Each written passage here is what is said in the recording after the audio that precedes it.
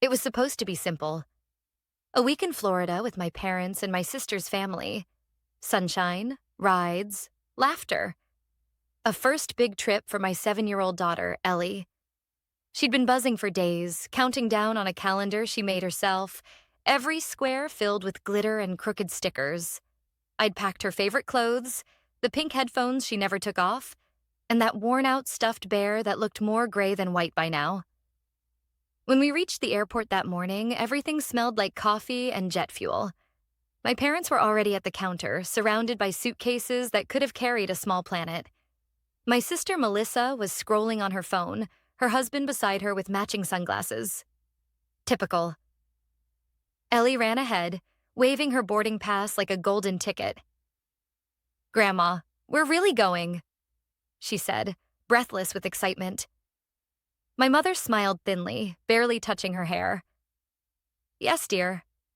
"Go stand with your cousins," I told myself to breathe. My work had exploded that week. Deadlines, meetings, so I couldn't go. I'd planned everything, though. Hotel booked, flights arranged, expenses prepaid. It wasn't cheap, but family time mattered. At least that's what I thought. "Are you sure you'll be okay alone?"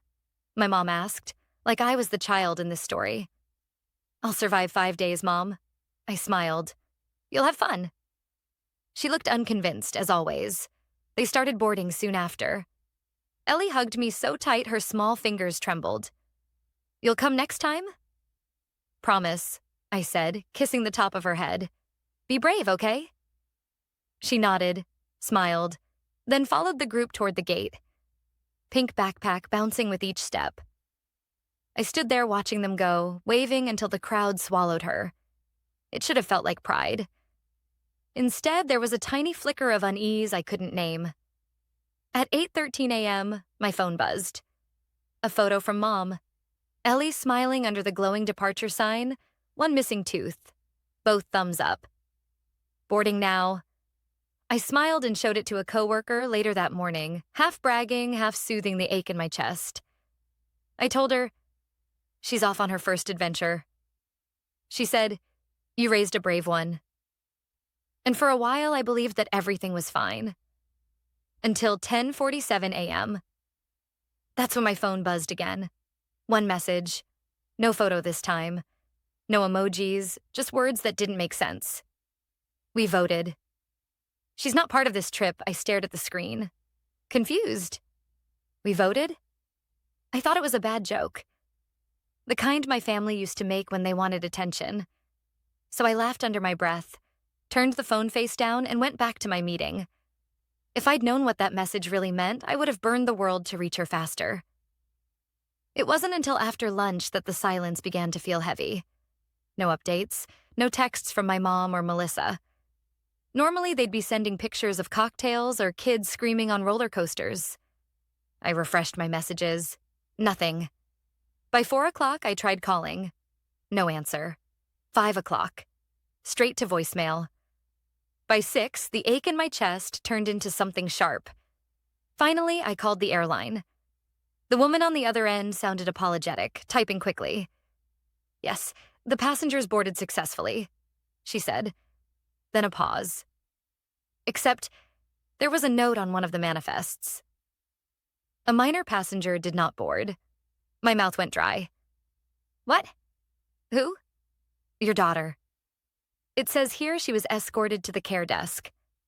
The next few minutes blurred. I drove through traffic I barely remember, hands gripping the wheel so tight my knuckles burned. I don't even remember parking, just running into the terminal, eyes darting through crowds until I saw her. Ellie was sitting on a bench beside an airline staff member, legs swinging, clutching her stuffed bear. Her cheeks were red, eyes swollen. When she saw me, she whispered one thing. "Grandma said I wasn't coming."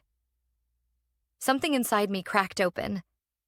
The staff member explained that my parents had checked in, but at boarding time, they said Ellie would not be traveling. They said her mother had changed her mind. The woman said softly. We followed protocol. She's been safe with us all day. Safe. My daughter had spent 6 hours in an airport with strangers while her family drank champagne in first class. I signed the papers, thanked the staff, and took Ellie home. She fell asleep in the car halfway through, clutching my hand like a lifeline. When we got home, she murmured, "Mommy, was I bad?" I told her no, that she was perfect, that Grandma and Aunt Melissa were wrong. After I tucked her in, I sat in the dark, phone glowing in my palm. The message still there. We voted. She's not part of this trip. I didn't call. I didn't scream. I didn't send a single word back. Instead, I opened my laptop. Because this wasn't the first time my family had decided who belonged and who didn't. But it would be the last time they got to vote on my child's worth. And 7 days from that night, they'd learn what it feels like to be left behind. That night, after Ellie fell asleep, I sat at the kitchen table staring at the glow of my laptop. The house was too quiet, except for the low hum of the refrigerator and the ticking of the clock. Every sound felt louder, sharper, like the world was holding its breath. I scrolled through my phone again, through old texts and photos, years of family messages that suddenly looked different. Every smile, every love you now carried a shadow. I opened our family group chat. Messages from my mom and sister filled the screen. Pictures of palm trees, kids in sunglasses, drinks with tiny umbrellas. No mention of Ellie, no apology. Just vacation updates like nothing had happened. Then I noticed the last line of the photo caption from my mom. Finally, some peace and quiet. Peace and quiet. My 7-year-old's tears had bought them peace. I thought about calling, but what was there to say? They'd voted, apparently. A democratic betrayal. That was the thing about my family. Everything was always decided by majority growing up. It was how they justified everything unfair. Who gets the bigger bedroom? Who gets the new bike? Who's right, even when they're wrong? They called it fairness. I called it domination disguised as democracy. I typed and deleted a dozen messages that night. Everything I wrote felt too small, too polite. What I wanted to say couldn't fit inside a text bubble. Around midnight, I shut the laptop and sat in the dark, tracing the outline of Ellie's stuffed bear with my fingers. The fur was matted from her crying earlier. My parents had always treated my sister, Melissa, like she was made of glass. Fragile, precious, and somehow deserving of the best. I was the capable one, the one who didn't need help. It started when we were kids. She'd cry over losing a board game, and I'd have to let her win to keep the peace. If we both got sick, Mom would bring her soup and tell me to rest quietly so she wouldn't worry. By the time we hit high school, the pattern was set in stone. Melissa could crash a car, skip classes, and still get sympathy. I could bring home awards, scholarships, perfect grades, and be told not to show off. My father once said, "You're strong, Eva." She's not. You'll understand one day, maybe I do now. Maybe strength in their language meant expendable. When I left home for college, I thought I'd escaped it. But families like mine have a way of pulling you back. There were always emergencies, rent money, car trouble, medical bills that somehow only ever belonged to Melissa. Mom would call, her voice trembling. "You know she's struggling. You can afford to help, and I always did, because helping was what made me valuable to them." Jason, my ex-husband, used to warn me. "They don't see you, Ava. They see what you can do for them." He was right, but I didn't want to admit it. Even after the divorce, I kept trying to hold the family together, for Ellie's sake. I wanted her to know love didn't always mean debt, but after the airport, I couldn't lie anymore. The next morning, I woke to a text from Mom. "Glad you picked her up. She'll be fine. We thought she'd make a scene on the plane. Didn't want to risk it. Enjoy your quiet week." I read it twice, then a third time. My hands were shaking, but not from sadness, from disbelief. Didn't want to risk it. Like my child was luggage too fragile to take. I didn't reply. Instead, I opened the folder where I kept all the receipts. The Florida tickets I'd paid for, the hotel booking in my name, the rental car deposit. Every expense had my signature. Every charge proved they'd used me, again. By noon, I had printed them all. Seeing the numbers lined up in black and white made everything real. It wasn't just emotional betrayal, it was financial, deliberate, rehearsed. They'd made me pay for a vacation that excluded my daughter. At 2 p.m., a new photo appeared on the family chat. Everyone smiling at a theme park entrance. Melissa had captioned it, "Family time." Missing a few, but we're all good here. Missing a few. She meant Ellie. She meant me. And they were good. That night, Ellie asked if Grandma had called. I told her no. She just nodded and hugged her bear tighter. Maybe next time she'll let me go, she said softly. My throat closed up. Maybe next time we'll go without them, I said. When she was asleep, I opened my laptop again. This time I didn't scroll aimlessly. I started writing. Not to them, not yet, but for me. I listed every favor, every loan, every family expense that had my name on it. It looked less like generosity and more like a ledger of manipulation. I don't know how long I sat there, but when I looked up, dawn was breaking through the curtains. I made coffee, strong and bitter, and looked around the quiet house. For once, it wasn't silence that filled it. It was focus. They'd voted yes, but they'd also left evidence. Financial, emotional, digital. And I was done pretending fairness ever existed in our family. Because the thing about people who always take is that they never imagine the giver will stop. They would learn soon enough. 7 days from now, they'd understand what it means to be excluded, truly, completely, from someone's life. And unlike them, I wouldn't need a vote. 3 days passed before I spoke a single word to my family. I worked, cooked, and tucked Ellie in as if life were normal, but inside something was shifting. Every message from my mom went unanswered. Every photo from Melissa, poolside drinks, matching t-shirts, fake smiles, stayed unopened. The longer their silence stretched, the clearer it became. They didn't think they'd done anything wrong. By the 4th morning, I stopped checking my phone altogether. Instead, I opened my laptop and began to trace every thread that tied me to them, financially, legally, and emotionally. I wasn't just angry. I was methodical. Because anger fades, but proof doesn't. I started with the Florida trip. The flights, hotel, and car rental had all been charged to my card. My mother had insisted it was easier that way, promising to reimburse me later. They never did. I had the booking confirmation, receipts, even the email where she'd written, "You're such a blessing, Eva. We'll handle you next month." That was 2 months ago. Next, I looked at the house. A year earlier, I'd let Melissa move into one of my rental properties. She'd cried about losing her apartment, said it would be temporary. Temporary had become 12 months of partial rent and endless excuses. "We'll catch up when Ryan gets steady work," she said. "You know we're good for it." They weren't. I'd covered the property tax, maintenance, and utilities myself. When I added everything up, my jaw tightened. Over $30,000 unpaid. Then, the smaller things. Emergency loans, forgotten bills, deposits I'd covered for their children's camps. I'd even paid for my parents' anniversary cruise because it wouldn't be the same without family. Apparently, family meant everyone except my daughter. I leaned back in my chair, staring at the growing spreadsheet. Total, $54,260, and that was before counting the price of Ellie's tears.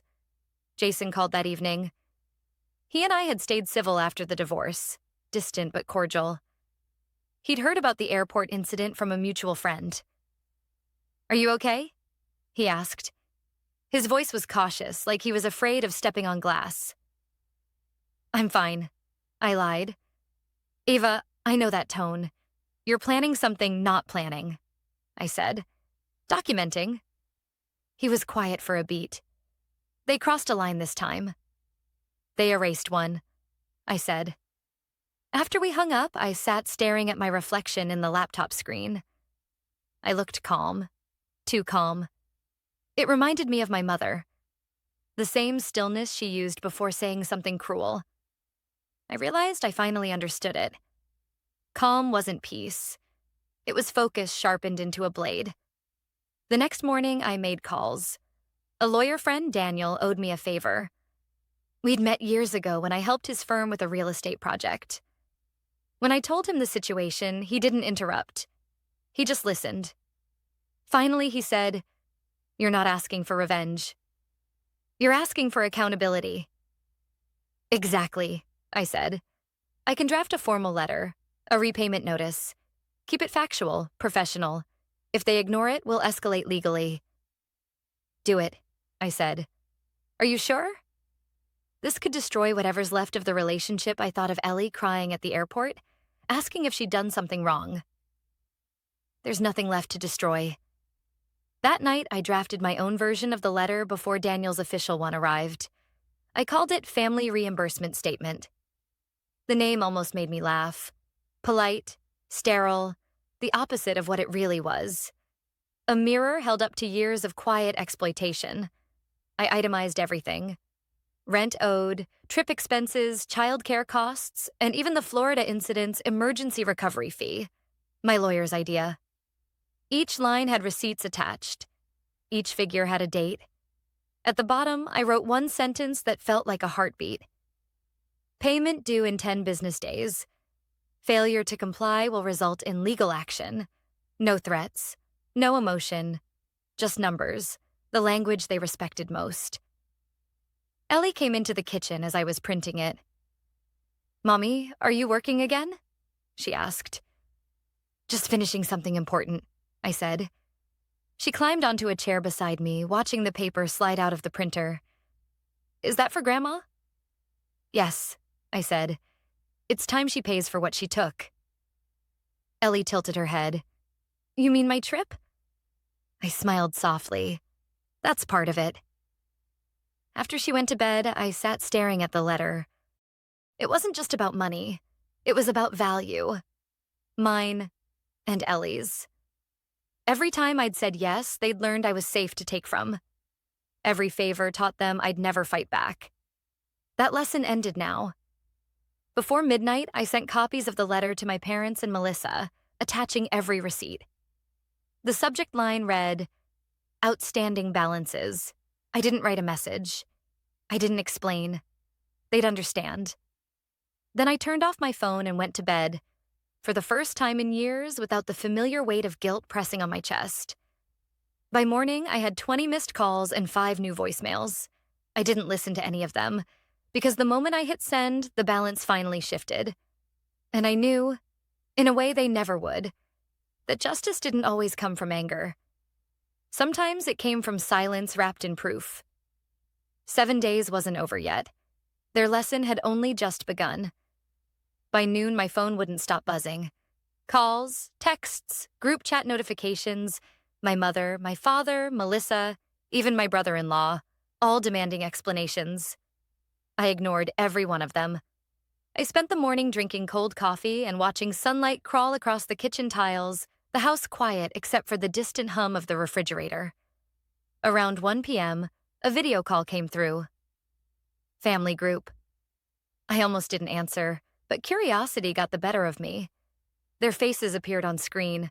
Mom in her beach hat, Dad beside her looking annoyed, Melissa lounging on a deck chair with sunglasses pushed up into her hair. The Florida sun behind them made their smiles look brittle. Mom started first, her voice sugar-coated but sharp.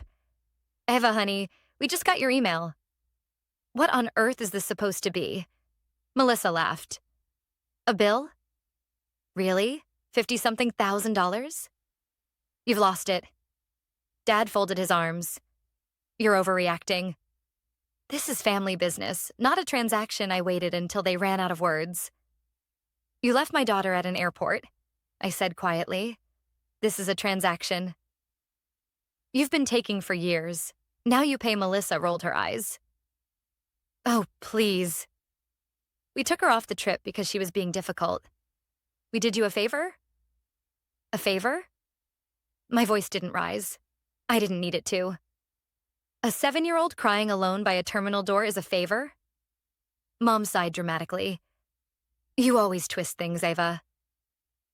We made a judgment call. You should thank us for handling it. I let out a small laugh, the kind that doesn't sound like laughter at all. You think abandoning a child is handling it? Their smiles began to falter. The silence on the call thickened. Even the background sound of waves seemed to pause. Dad finally spoke. Ava, you're making a scene over nothing. We've always helped you. You owe us more than you realize. I owe you? I repeated slowly. Let's check the math. I lifted the letter into view, pages of receipts clipped neatly. Flights, hotel, rent, repairs. I've been paying for your vacations and Melissa's home for years.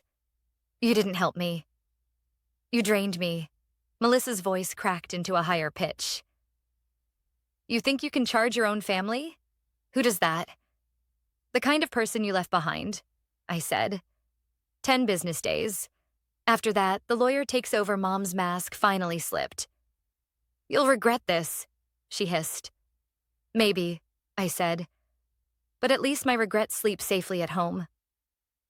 Then I ended the call. The silence that followed felt heavier than any shouting could have been. I stared at my reflection in the black screen. Calm, almost detached. For the first time, their guilt wasn't mine to carry. By evening, the guilt parade began. Text after text poured in. We're worried about you. This isn't like you. You're tearing the family apart. You're being cruel. I read each one and deleted it. Every line sounded like a recycled script, the same manipulation dressed in concern. When they realized guilt wasn't working, they switched tactics. Melissa posted a picture on Facebook. Her drink raised, captioned, "Money changes people." Mom commented, "Proud of you for staying graceful through pain." By morning, my inbox filled with messages from cousins asking if I'd really sued my own family. I didn't answer. Instead, I forwarded the post to Daniel, my lawyer friend. Within hours, he sent a short, dry email to my parents. Cease defamation. Public posts are admissible evidence. The posts vanished the same afternoon. In their place appeared, misunderstanding cleared up. All love here, accompanied by terrified emojis. That night, they showed up at my door. 3 sharp knocks, the sound of entitlement. When I opened it, Mom smiled the way she used to with waiters, practiced kindness. Sweetheart, let's talk. This is just a misunderstanding. No, it isn't, I said. Dad stepped forward. Let's go inside. We can settle this privately. I'm fine out here. Melissa crossed her arms. You're blowing this out of proportion. It's about Maddie, isn't it? She was misbehaving, Eva. You're letting emotion control you. You left her alone, I said evenly. You don't get to call that parenting. Mom's voice dropped lower, trembling with manufactured pity. You've changed. You're cold. I learned from you, I said. The words hung between us like smoke. Tracy tried again, her tone slipping from charm to threat. You'll be sorry when this ends up public. I met her gaze. Then maybe people will finally know who you really are. Dad exhaled loudly, shaking his head. You used to have respect for your family. I still do, I said. For the one I'm building, not the one that keeps breaking me. Mom's lip trembled. You're turning your back on your own parents. You left my daughter, I said quietly. I think we're even. The air went still.